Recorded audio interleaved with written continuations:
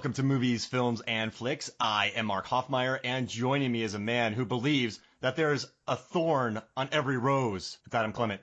Happy Halloween. What do you think? Bad. I mean, I should have figured it would have something to do with the movie, so... I mean, it works, right? There's a thorn, or every rose has its thorn. Huh? I suppose I just fail to see the poison connection. So a once beautiful film, Halloween, gets some weird thing introduced in the second film, right? Gets something weird in the second film, and then the fifth film, there's a man in black who turns out to be a member of the cult of Thorn. Yes. So it was a rose that has a thorn. I mean, you could have just said, as a once respected film like Halloween would go on, it would grow, perhaps, right? And then develop a thorn along the way, which I suppose would count as 5 and 6 in this case. I like 5. We know why, and we don't need to get into it. We've done an entire pod about it. We're moving on with our lives. I thought you would get the thorn thing, though, immediately and be like, Mark, you're too good. And you just came up with that on the fly. Kudos. I'm sorry, I'm too simple for you. Yeah, jeez Louise. But no, good to have you back. I mean, we're talking about Halloween 6. So we're talking about Halloween 666. You're right, 666. And the curse of Michael... Or any one of the many other titles this had during its cursed production. The Curse of Michael Myers was a placeholder as a joke. And the guy's like, yeah, I'll change it. And then he kept it in. I believe this, but I don't know if I believe it. I think that's like a running joke, but I don't know at what point in this... again, cursed production that they just said, oh, hell with it, and went with that. Because I believe, if you can find it, this is available, by the way, I don't know what version you have, Mark, on the box set version that was released, I think, in like 2012 or so, that if you, the teaser originally released was the origin of Michael Myers, which is a bit less spooky. I mean, I read an interview with the writer, Daniel Farran, where he said... Daniel Farran's, yeah. Daniel Farran's, where he said that about the Curse of Michael Myers, or do you think he's just bitter? I don't think he's bitter at all, actually. He's pretty... I think he is proud of what he put into it, but I think, in not speaking and listening to anybody who's involved in those... I say those movies because there's sort of different cuts, as we'll get into. But I think, he walked away... grateful for the experience, but maybe less than pleased with how the studio sort of manipulated, interfered. The studio being, of course, Miramax, Harvey Weinstein, who, Yeah, he did. Less said about him, the better. There's a lot of weird chin stuff in this movie because of them dang those men who said that stuff. Now, this movie, he had to hunt down the footage. But then he didn't find the footage. He just found the footage, and they were going to release it with, like, the VHS kind of sound. But then they had to hunt down the sound for it somewhere else. The original audio. Yeah, so this is a years-long process. It's not as bad as Event Horizon, that, the extra scenes were found in a Transylvanian salt mine. But he had to hunt all this down to put it together, and then Scream Factory put together a pretty nice little version of it. Scream Factory did a good job, and let's... just to clarify, we are, of course, I think anybody listening to this is probably hip to it, but, not just Halloween 6, of course, but the Halloween 6 producer's cut, which, of course, as a 12-year-old kid, I definitely had on bootleg VHS because that was the only way you could have it for a while. I had to buy it off a fan site. All right, so let's talk about this. You were big, and we've talked about this before in the pod, but you were into Halloween when you were younger and you were on these message boards and you were reading about this stuff. What was like, what did you think this producer's cut was going to be to you? Did it take on like a very was it like the runes in this? Was it like a magical thing?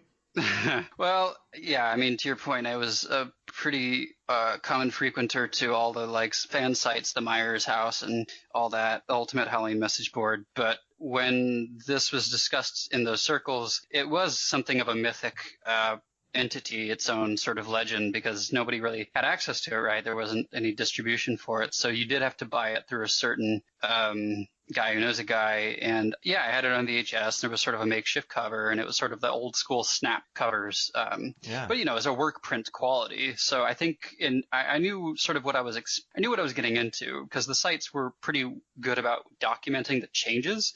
Although that came in the form of like screenshots and a couple text blurbs. So you didn't really get the depth, right, you get from the DVD, which is out now. And I don't remember, again, I mentioned the box set. I think that came out in 2012 or 13. And that was the first time that this producer's cut really saw a legal, valid mainstream distribution on home video. And you got a commentary on it. I bought a Blu-ray of it, and I didn't get a commentary on it. Yeah, that's weird, actually. It's kind of a bummer. I would be surprised why they wouldn't even bother to put that on there.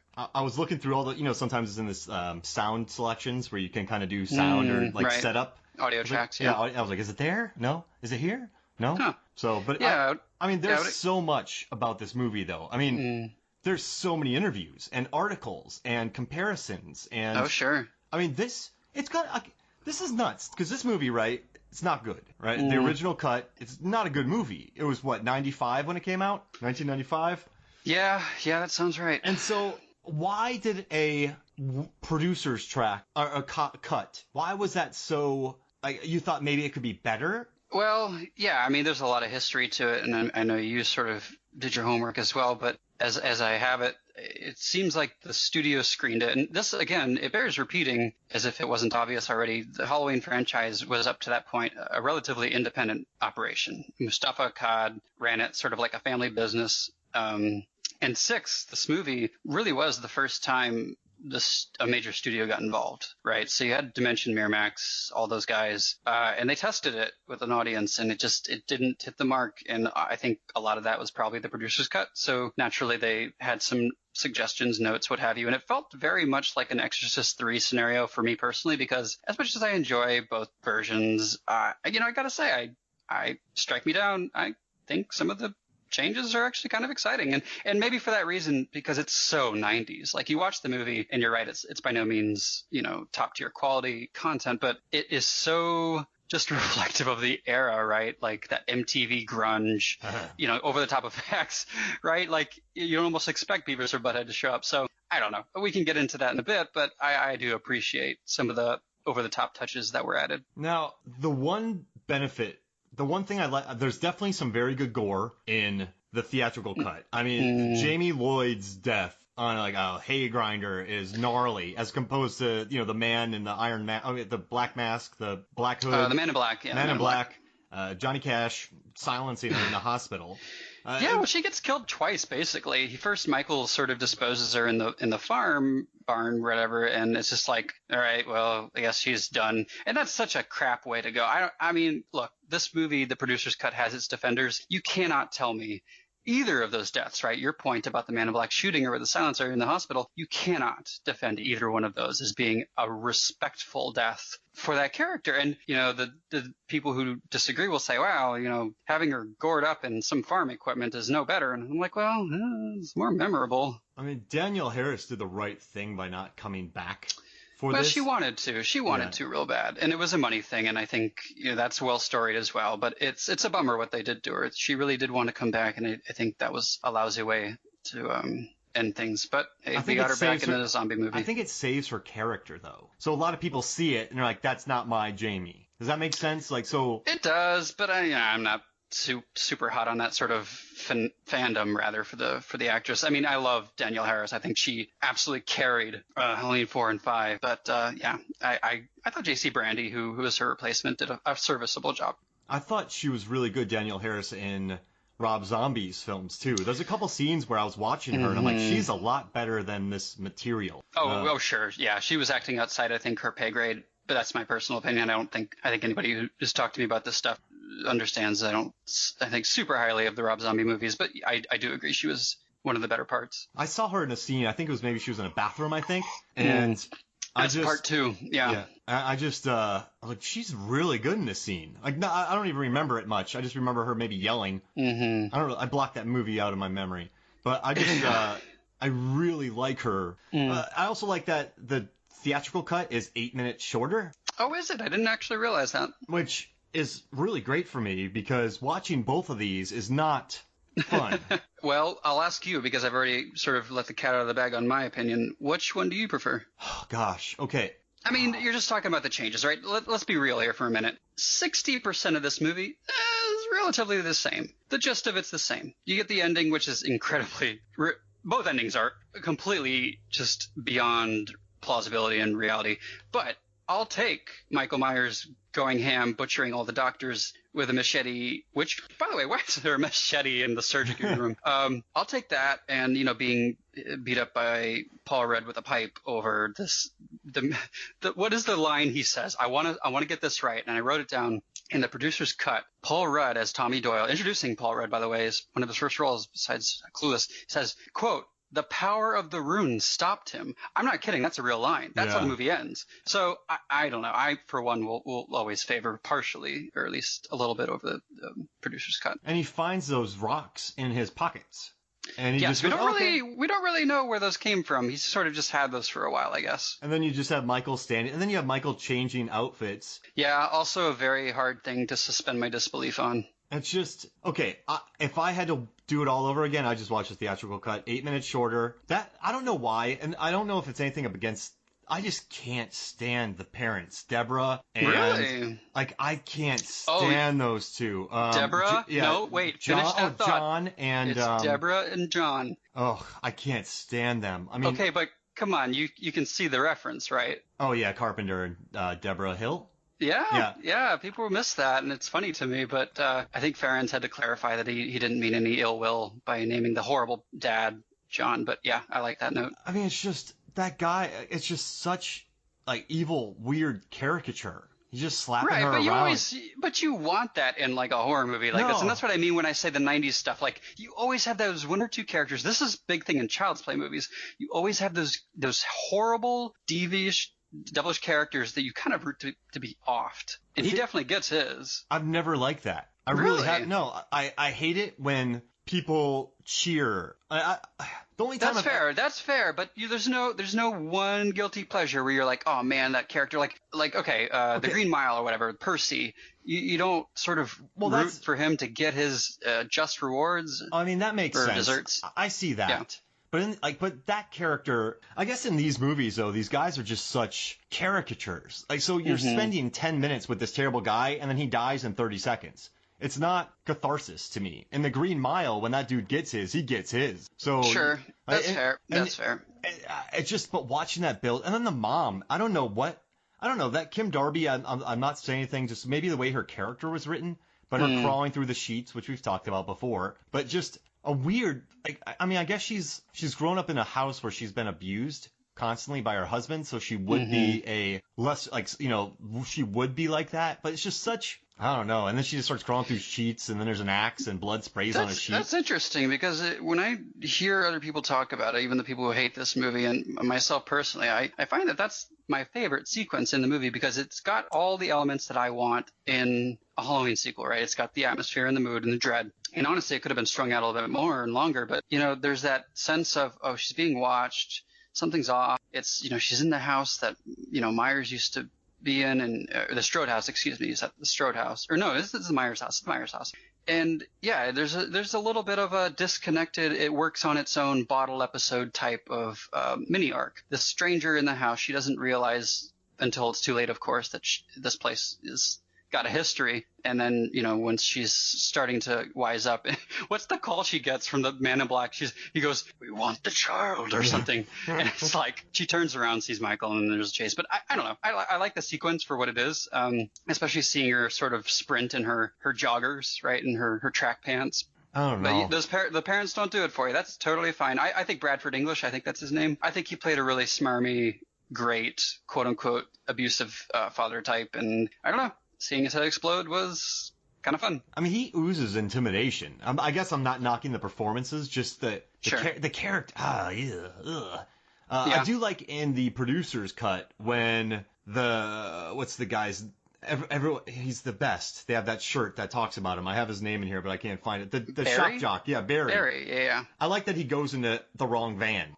And Michael's just there. That's so weird. Yeah, they didn't really bother to, edit that for clarity. And Michael's just kind of like, oh, all right, this guy's dead. Well, not only does he get into the wrong van, he gets into the Smith's Grove Sanitarium van, and it's like, no, that's not how life works. That's not how anybody gets it. No, that's just, you don't do it. And it's funny you mentioned Barry. I think the guy who played him was pretty decent, actually. He was good. He was over the top. He was gross and obnoxious, but certainly they wanted someone like Howard Stern. And I think Farron's mentioned, maybe jokingly so, that they kind of wanted as an in-joke Mike Myers, the comedian, to play the shock jock, which I can only imagine what that would have gone like. But oh, that'd have been funny. Because I think Howard Stern could have added a little gravitas. Yeah, and like even that's even possible. Even when Howard was doing that stuff, he seems kind of likable. Sure. I still think he's like one of the better interviewers there are. Yeah. But just not like this guy. This guy just oozed kind of hate. Yeah, but I think that falls in line with, the abusive dad. Like, he's somebody you definitely just don't like and want to see Michael go after. And then Michael murders him and hangs him in a tree. Yep. Actually, how does he kill him exactly? Because it's violent, but we don't see everything. He sort of comes up behind him, stabs him. Does he sort of gut him from behind and then string him up with the lights? Is that kind of what happens? But when he falls, there's not too much. I didn't see. That's why I ask. It's a little nebulous, but there's only so much they can show. His clothes are all ripped up, so Michael grabs a ladder because he's not climbing up the tree. Oh gosh! So here goes one of your articles in the making right now. I was gonna do it, but I'm like, I just can't watch this too much because he murdered him immediately, then tied him up in a tree, and then the producers cut in the theatrical the girl singing or talking about blood. And I like that scene too. I think they originally wanted to make that a longer sequence, build the tension, Hitchcock style or whatever, but I still appreciate the scene because you've got Paul Rudd and he's doing the broody Tommy Doyle thing, and I don't know, it's just one of those other things that's like, Michael is a sneaky guy. He's not really out just to kill people. He's out to like F with their heads, scare them because it's Halloween. And I like that as a sort of trick because he does do that stuff. And I think some of the sequels forget that. He's not just walking around killing people. He's, planting bodies and doing that kind of thing. He does that in 4, right? Where all the bodies are up in the attic? Or is that 5? He puts the mother in the attic in 6, right? When her sort of top half falls down. And then he stabs her. Again, doesn't he? I think he takes the axe out of her head. Oh, yeah. Because he wants that back. Yeah. I mean, naturally. Sure. But you don't waste a good axe. That's a good point. I mean, you look back to Halloween, and he's stalking these women. I mean, he's been in a sanitarium for years. So he's going out there and he's seeing these, I guess, young girls, changing or doing all this kind of stuff. There's a playful attitude to him. So I guess I'm behind that more than I am the inevitable argument that Michael Myers is an incel and the next Halloween movie is an incel anthem a la Joker. So I think I'll get behind your theory. Wait, are they saying those next Halloween movies are going to do that? I'm positing a joke that I hope stays a joke and does not become a reality. Oh, okay. I was like, geez Louise. Which, by the way, this is a lurid point of argument, but we can't technically call him an incel if one is to believe that he, of course, is the father of the baby. Which, can we talk about the kids in this movie at some point, if not now? Yeah, let's do it. Because I'm at a loss. We've got, what are the kids' names? Danny. Danny is the child of the female protag. Yep. Who, why is her name escaping me? What is her name? Kara. I like her. She's bookish. She's no nonsense. Very much a Laurie prototype. Great. But yeah, she's obviously come back home to live with her folks who are terrible. Her dad is, and she doesn't want to be there, but tough times, and she's got a kid out of marriage, and we get this sense that, he's got special powers or something. He's hearing things. He's hearing the Nightmare Man. And they're very much gearing this up to be like, oh, this little boy is going to be the new Michael Myers. Well, why? What's his relation besides a blood familial, through line? So, it's a little blurry there. And I don't really know what the end game was on Daniel Farrens' part of the studios, but this he's waking up in the middle of the night, he's hearing the Man in Black. We don't know why he has his visions, and we don't know why he's holding a knife to his grandfather, but Halloween. I liked it better. So there were voices in the theatrical cut, but I liked it better when he just pulled a knife on the grandpa. Like, hey, you just hit my mom. Here's a knife. Like that. I don't know. Does that make more sense? It makes more sense, but I think it takes away from the mystique of the evil in him, right? I think if anybody's mother was attacked, right, their first instinct would be to protect her. That's maybe less a horror element, more of a dramatic one. But yeah, I understand where you're coming from. And then you've got this kid, Jamie's kid, his other little baby, which actually, did that have a name? I don't think it did. It's just the baby, which, poor thing's got a thorn symbol on its tummy. For a very long time. Yeah, and Tommy Doyle, the Paul Rudd character, of course, finds at the bus depot or train station, what have you. So there's two kids in this movie. I'm not sure if either really needed to be in it, but I think the ultimate endgame, correct me if I'm wrong, was really to hint that this Danny was somehow the heir to the mask, so to speak. But the theatrical cut would have you to believe, no, this cult run by Dr. Terrence Wynn from the first movie, who talked to Dr. Loomis that one time about Michael Myers driving, which, by the way, nobody really talks about. Why do we talk about this? He was a bit character with 10-15 seconds on screen, and here he is in part 6, the big bad, right?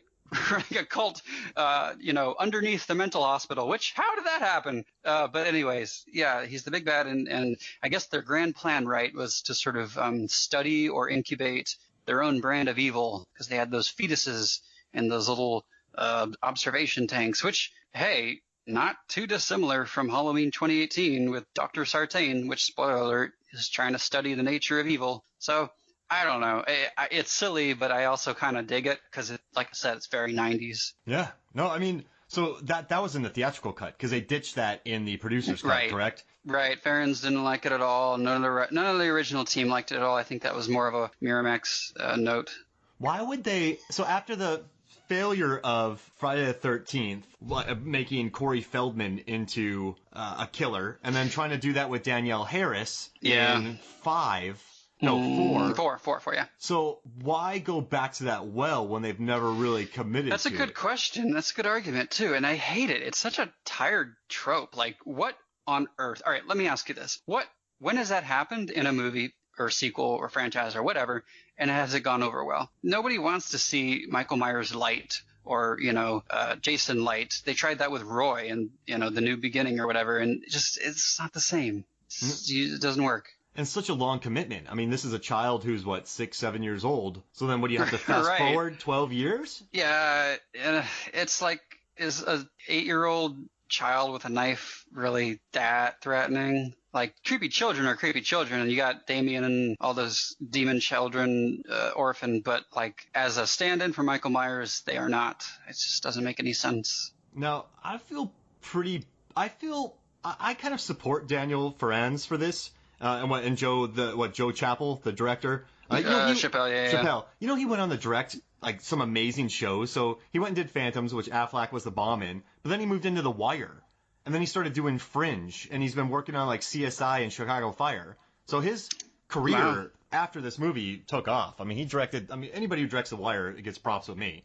So I must stand for The Wire, and I did not realize that. That's cool. Yeah. So I mean, I thought that was pretty neat. But these guys, they got J.J. Abrams learned from Halloween 2 and Halloween 5, and then he put everything all right. So in the second one, right, he writes Sam Hamm on a wall. Wait a minute, did you say J.J. Abrams? Yeah. So just hear me out. So in the second one, Halloween 2, you see Sam Hamm on a wall. So by the way, I found out the wrong way. Sorry, interject. That's not how you pronounce it.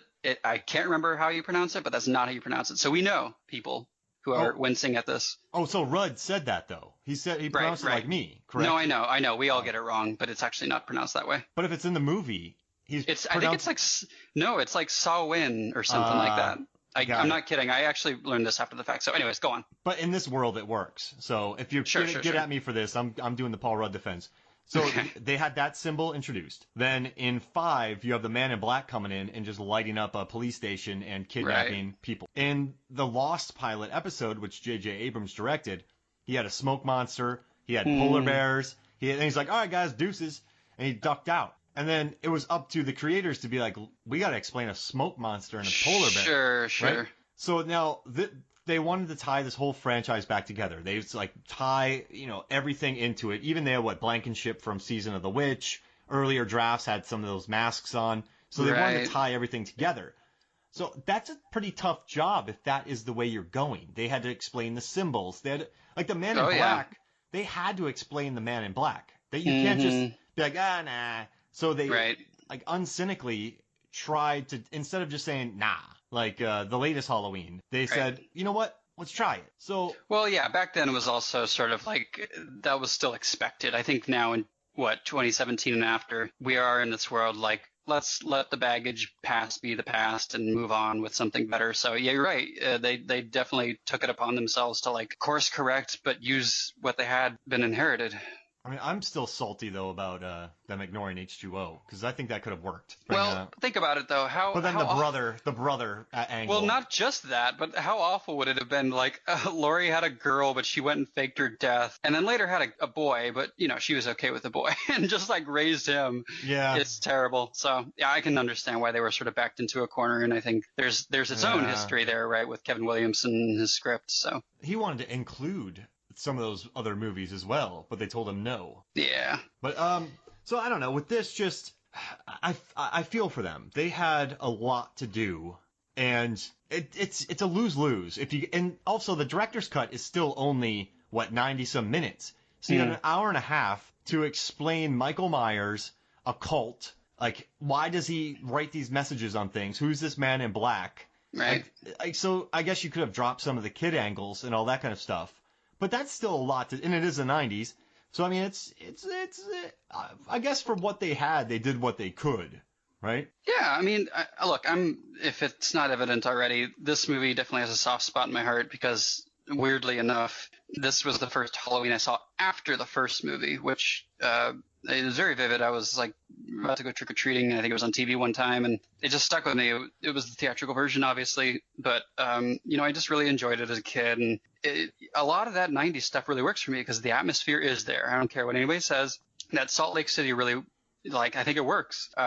They had to fight apparently quite a bit of snow, but I don't think it worked. I don't think it shows up and ruins the effect, although you can kind of see some mountains in the background. But I kind of like that cool weather feeling too. I mean, that's I think most people's experience on when Halloween rolls around, right? It's always a little bit chillier, and you kind of need that. But apart from that, yeah, the grunge clothing and even the music, which is somewhat unmemorable. There's like touches of that, and it just reminds me of Nirvana or something. So it is a perfectly nostalgic time capsule for when I watch it. I mean, I read a trivia bit where it's the only Halloween movie to have filmed during the fall, and that made me laugh a lot because I mean, you think about they shot Halloween in California, and they had one bag of leaves to act the original to act like, hey, this is all the leaves we have. So Sure. I think listen though, this movie does have an atmosphere. There is. So despite complaints, this movie does have a mood created that can't, right? There's a mood, Paul Rudd's going for it. Oh yeah, he's actually great in it. I mean, for a first role, you can do a lot worse. I will be curious as to how they sort of do Tommy Doyle with Anthony Michael Hall in the new movie, but that's neither here nor there. I think Paul plays it really well. I read a solid article, 9 Things You Don't Know. And apparently Paul Rudd disowned it for years, but recently at one of his Comic-Con appearances, he's had this to say, and I'm sorry if you've heard this, but he said, when I first saw Halloween 6, I remember thinking, oh God, this movie's not good. And I was really kind of bummed out. In fact, when we first started making it, I remember thinking, oh, this is the one that's going to be different. I enjoyed making it. I thought it was really, really fun. But then I thought, oh God, are people going to think I'm a joke? Am I ever going to get work as an actor after this comes out? I have since changed my tune. I love it. I'm honored to be a part of a franchise that has lasted that long, that has that many devotees, and I couldn't be happier.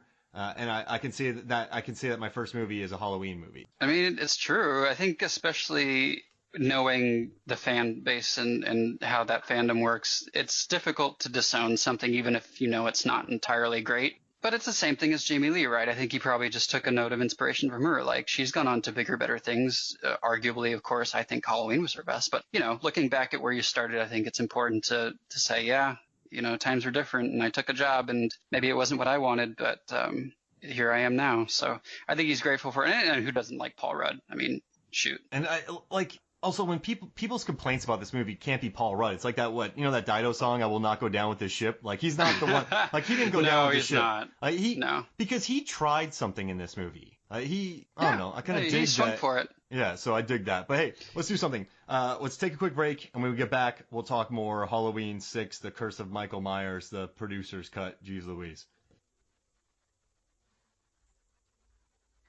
Welcome back to Movies, Films, and Flicks. And Adam, I'm a little disappointed in you, man. You didn't notice something about me tonight. What did I not notice about your voice tonight? No.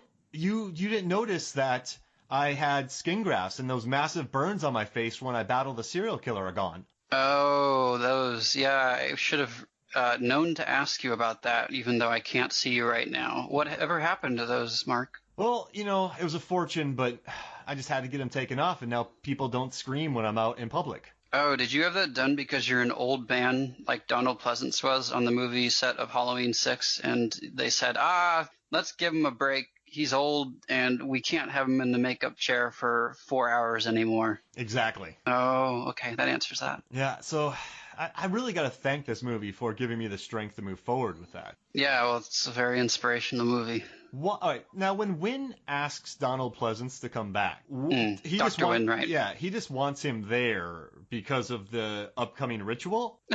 That's actually a great question. I think he's giving his sales pitch at some point, right? Ancient, uncorrupted, evil, blah, blah, blah. And it's like, well, is he doing this to rub Loomis's nose in it? Because, he spent, 30 years of his life chasing down this guy and he could never, figure it out, or he was a failed psychiatrist? Or is he join me in my epic crusade, even though you spent the last 3 decades of your life trying to deliver us all from evil? It's a little uncertain to me. And he's talking about the world ending when he's like, there's pest and pestilence and death and manslaughter. He's talking about... The way he made it seem like this was like 10 Commandments, or not 10 Commandments, the plagues. He made it seem like the world was just, listen, the world's violent. There's a lot of, bad things going on, but he made it seem like it was, it was Twister everywhere around the world. Yeah, and, which would be crazy if just Twisters were everywhere around the world. You know how many cows would be in the air? We might need a Movies, Films, and Flicks data dump on that. But I think what intrigues me, no matter what cut you fancy, is this idea that Dr. Wynn happened to recruit all the locals and even Mrs. Blankenship, sweet Mrs. Blankenship, as cult people. They're just sort of standing around in robes and, they're getting ready for a ceremony under the mental hospital. And then you've got, in the producer's cut, Michael Myers just hanging out, in his coveralls. He didn't have to wear a hood or a robe. And it's a very casual.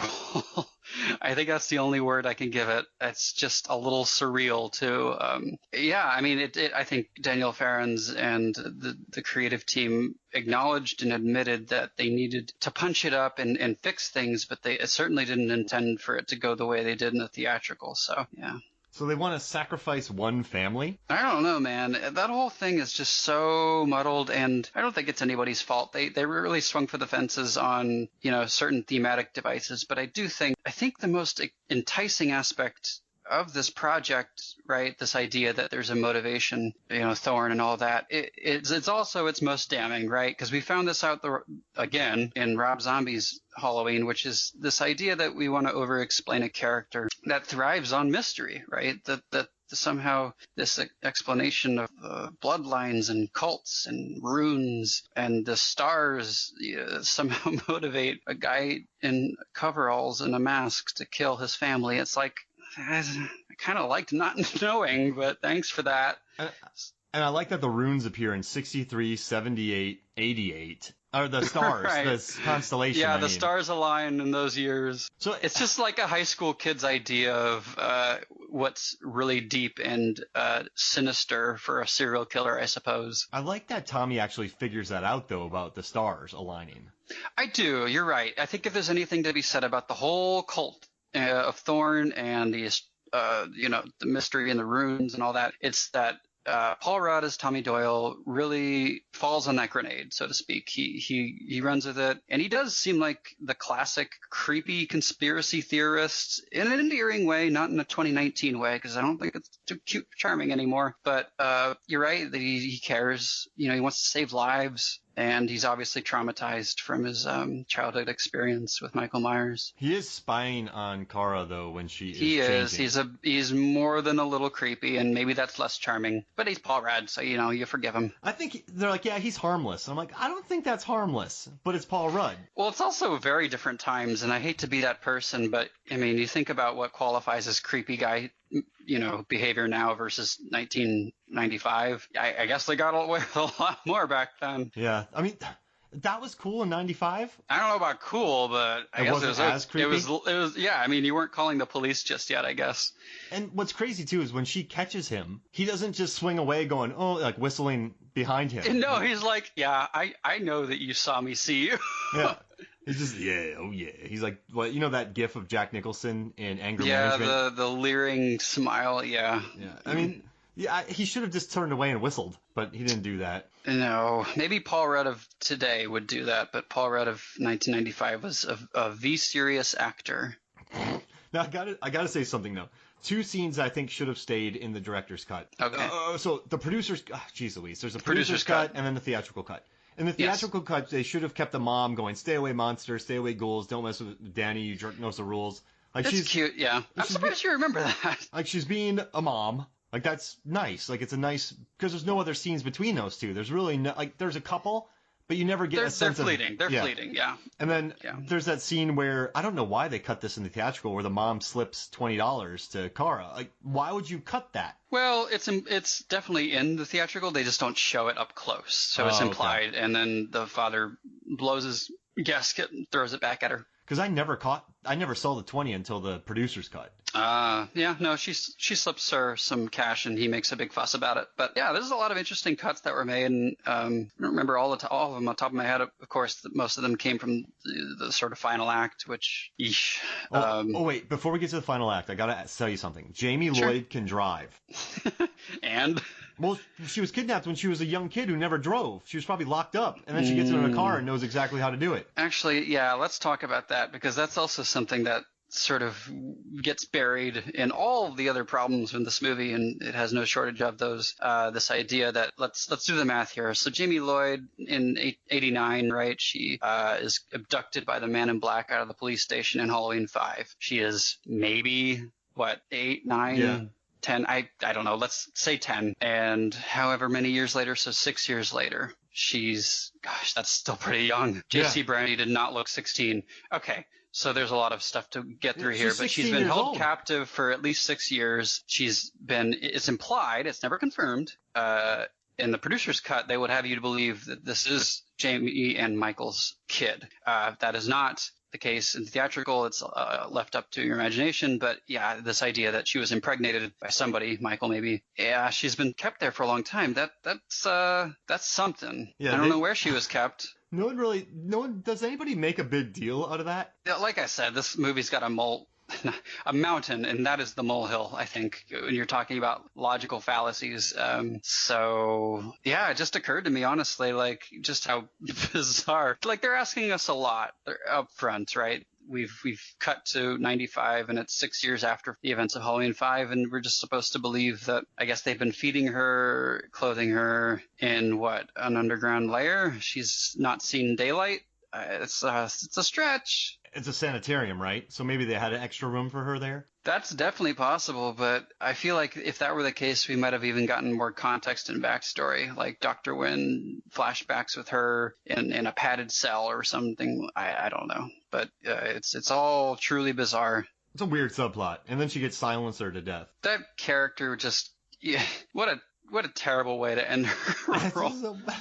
I'm telling you, I wish Danielle Harris would have gotten the money for that role, but I'm happy she's not in it, because, I don't know, I like her in 4 and 5. I would have... She's great. She's wonderful. And imagine what Halloween diehards would have thought, seeing that. You're right. I think most of them still would have preferred it, but you're right. It might have been a bit more difficult, because I actually don't I don't know how old she would have been, if that would have been true to age, because again, they're trying to, this character is supposed to be of age to at least have a child, and I don't know how many people would react poorly if it was a very clearly teenaged Danielle Harris on the run with a kid. So it's all very messy. Yeah. And they also said she was 17 at the time, and they didn't want to pay her. So that's right. And then did come to that. Yeah, she's like, I have to get emancipated from my parents to get this rate. She went rate. through the process, I think. Yeah. And then she just finally, like the last day of pre-pro, she decided not to. Yeah, they definitely did her raw, which is upsetting. But with the J.C. Brandy role, which she did all right, serviceable. You got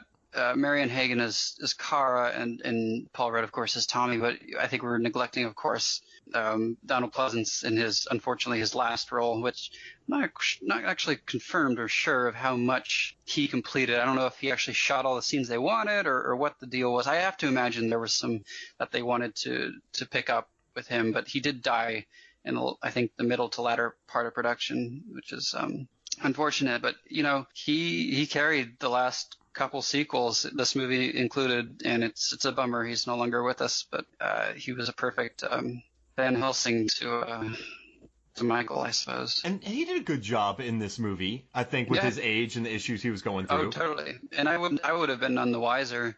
Some people say that he looks very visibly frail, and he's an older guy, but he didn't look incapable by any means. That seems like hindsight watching that. And I'm not going to say someone's wrong for saying that, but I never got that vibe once. He hung in there. I was proud of him. He did do that weird yelling scene when Tommy's like, meet me tomorrow at 9. And then he runs away and he's like, Tommy! Tommy, wait! Yeah. Well, that's not including the weird screaming scene that he did at the end of, both cuts. You see the scream in the producer's cut. You only hear the scream in the theatrical cut. And some people say that's goofy. Honestly, I think it's chilling, and that's just me personally, but you hear that scream, and maybe it's because we know he's not with us anymore. Maybe it's because we know after all these years, Michael won somehow. I find it unsettling, and I almost find it oddly appropriate for that movie, because I don't think any of those movies deserves a happy ending, really. That's what makes them horror movies. But yeah, it makes me feel ambivalent, because it's a reminder that he's no longer with us, but by the same token, it is a chilling, it's sort of the long defeat, right? They talk about in fiction, you fight and fight and you get a few victories, but ultimately you're destined to lose. And that's kind of what happens with Dr. Loomis. Wow, that's pretty deep, man. Thank you. Why didn't they just send Michael Myers to Loomis's house just to kill him? Wait, who's they? Like the cult? Yeah. Why didn't they send Michael Myers to his cabin? Because that's not the end game. By that time, Loomis was, small potatoes. He was out of the picture. He was an agent to protect people. He wasn't an agent. He wasn't a Laurie Strode type. He wasn't somebody Michael was seeking out, maybe here in some good faith when he was taking care of him at the sanitarium. But I never felt that Loomis was a target, so to speak. So do you think they brought him in to keep tabs on him? Because let's say Loomis is in his cabin and he hears about the Michael Myers killings. Right. He's going to kind of go rogue and start looking. So if Wynn brings him in, then they're like, okay, we know where he's at. Well, that's interesting, and it makes me think about the beginning of the movie. Because what happens, right, is Jamie Lloyd, by virtue of a kind nurse, that's another thing. Why, after all these years, is this kind nurse, under her own duress, I'm sure, suddenly apathetic and sympathetic to her cause, and helps her escape? So Jamie Lloyd escapes. Dr. Wynn, being the big bad, of course, must know about this to some extent. And does he just decide to pay a visit to Dr. Loomis and then happens to hear on the radio Jamie Lloyd call into the radio station? It's all very serendipitous. So, odd coincidences. Maybe it's all in the stars. Oh, wow. So he goes there after she is... No, because he said 5 hours on back roads, right? Yeah. Wow, that's a good detail pick. Yeah, I mean, it's all very coincidental. So he and left before she lucky. Escaped, right? I guess that's the luck of it, yeah. Wait, why wouldn't he be there for... Well, I think they're celebrating his retirement, right? Or something like that. Old friends. No, but why wouldn't he be there for the baby being born? Why wouldn't he be there? That's a good question. You're right. If you're running this operation, you'd think you'd want to be there for the big delivery. So I'm going to visit Loomis during what we've planned for 6 years. It's odd. Interesting. It's not the oddest choice that they made in this movie, but it's up there. That just hit me. I mean, you really start to unpack this movie, and it'll throw you for a loop. My curiosity though is just, I don't think I've ever heard of a movie with different cut. Like, so obviously there's Dawn of the Dead, and people have their arguments about there's 8 separate cuts, but then there's 3 main cuts: the Argento, the theatrical, then the director's. And then you have... Oh, sure. I mean, you got Blade Runner has the same thing. Exorcist 3 had the same deal. There's lots of movies with storied, cursed productions with different cuts. But this is the most... Like, this... people are going gaga about this. Like, I was reading online that a lot of people refused to buy it illegally. They didn't want to just go out and buy it. Like, this seemed like a very sought-after thing, where Blade Runner, I think, just was released. Like, I guess... Hey, you want another one? Here's another one. Here's another one. Buy this one. Buy this one. Buy this one. Yeah. And I guess, the reason this didn't go on is because Disney, and then it changed hands, and it changed hands to someone else, and changed hands to someone else. Mm-hmm. And they finally got it. But I don't know. I just think it's a pretty interesting that so much people are buying this bootleg. What were a lot of people buying this bootleg? I certainly don't have access to those numbers, but I could tell you that it was a moderately circulated bootleg. Wait, you don't have bootleg Mojo? No, I guess not. I don't have a keys to that portal, but it's...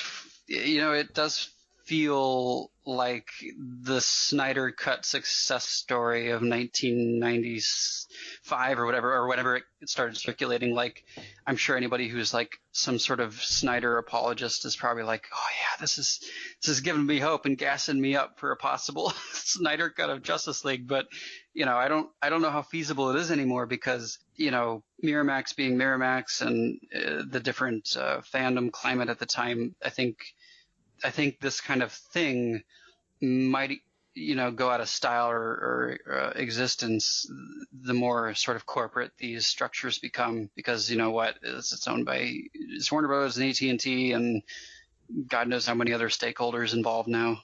They can't just pull the trigger on some unreleased cut.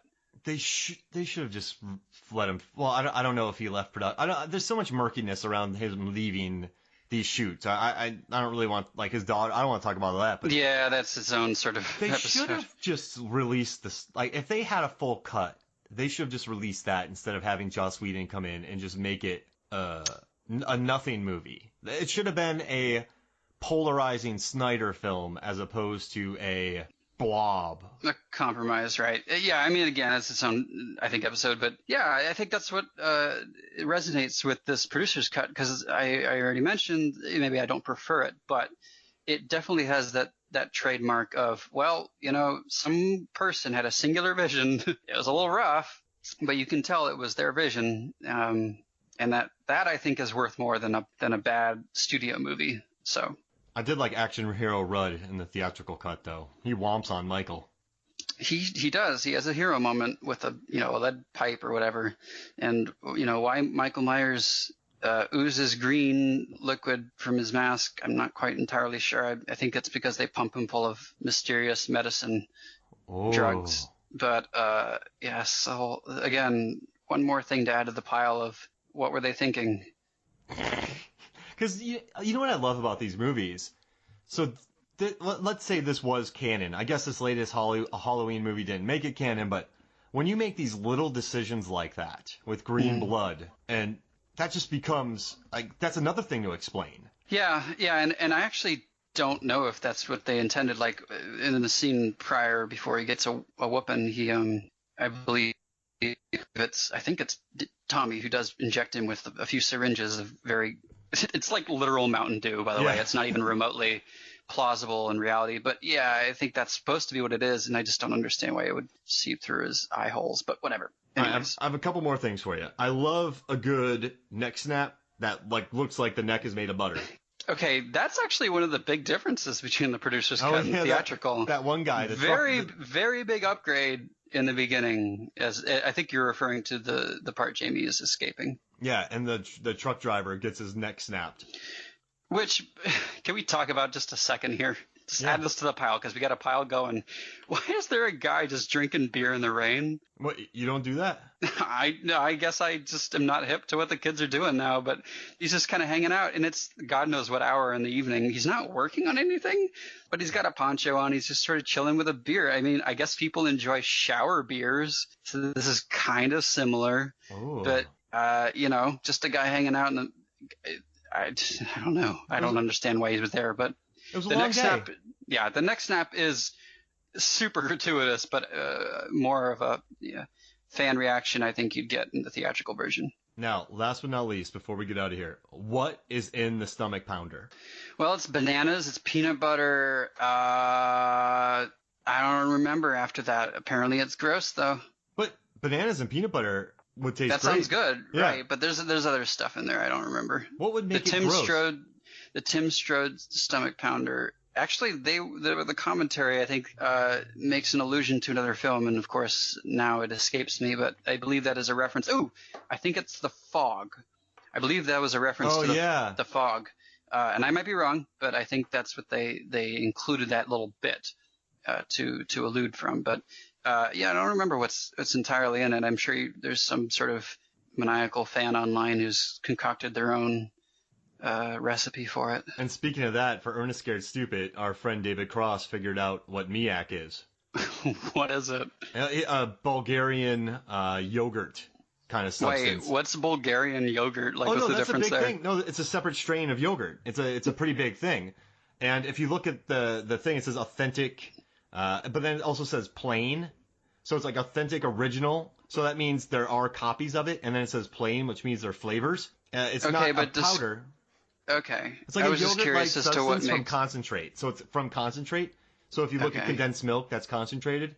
So he thinks it's part of like ingredients to make a yogurt that you can put on your pancakes, which is a rough term because they're more like crepes in Bulgaria. They do like their crepes, and they do like their yogurt strain, which is very good out there. So he thinks it's it's in a stoneware glass, which French yogurt, as you know, they often release yogurt in stoneware, and people collect it. I it's knew kind that, of a thing. as I know. And, yes. Also in, Bulgaria, we did so much research on this. But yeah, just listen to the episode.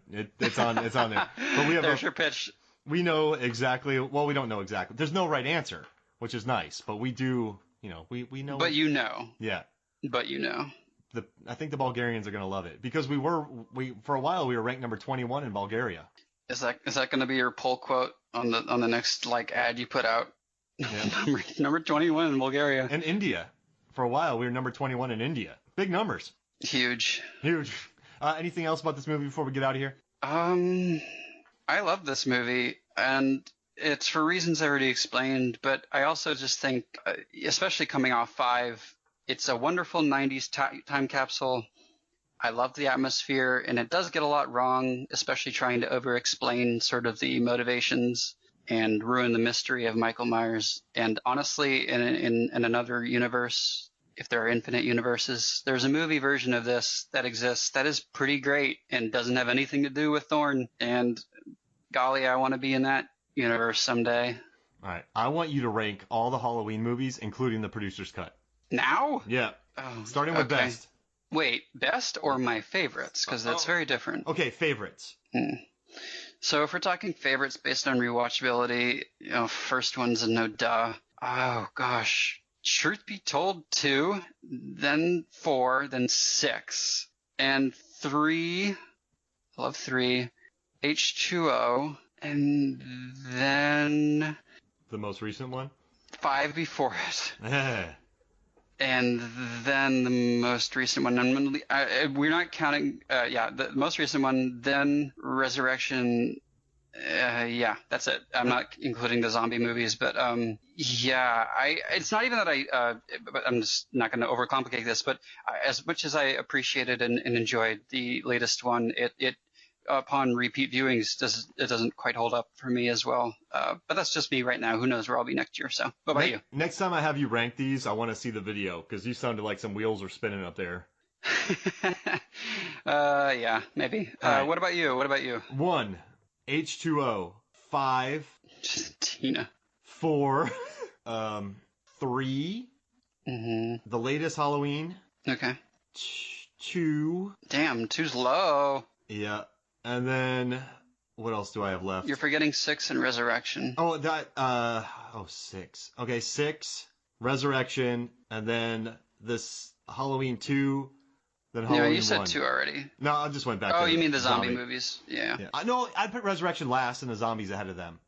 Yeah, I was going to say, I really thought for a while I could revisit Resurrection and give it a pass. I can't do it. It is actually one of the worst movies by any measure, really.